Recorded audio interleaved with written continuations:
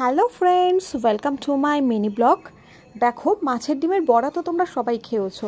মাছের ডিমের মধ্যে একটু নুন, হলুদ, একটু বেসন আর কাঁচা লঙ্কা কুচি দিয়ে এটাকে ভালো করে ম্যারিনেট করে গরম তেলে ছোটো ছোটো করে লাল লাল করে বড়া ভেজে নিলে হয়ে গেল।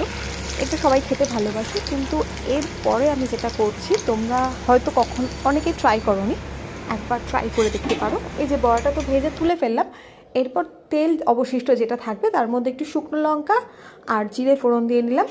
এর মধ্যে আগে থেকে ভেজে রাখা আলুটা আমি একটু নাড়াচাড়া করবো। এরপর এর মধ্যে আমি একটু লবণ দিয়ে রাখবো। আর এই দেখো, ধনে, জিরে আর লঙ্কা সব কিছুর গুঁড়ো একটা বাটির মধ্যে সমপরিমাণ নিয়ে একটু জল দিয়ে আমি ভিজিয়ে রেখে দিচ্ছি। এই দেখো, এর মধ্যে এবার লবণটা দিয়ে নিলাম, আমি একটু নাড়াচাড়া করে নেব।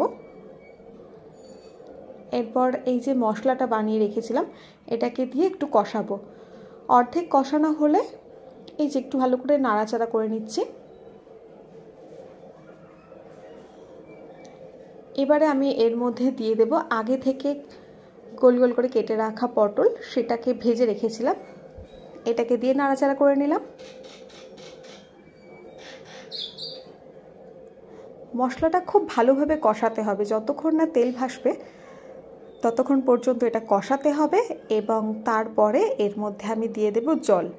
জলটা গরম জল ইউজ করাই সব থেকে ভালো হবে, রান্নার টেস্টটা বেশি ভালো থাকে, কালারটা খুব ভালো আসে।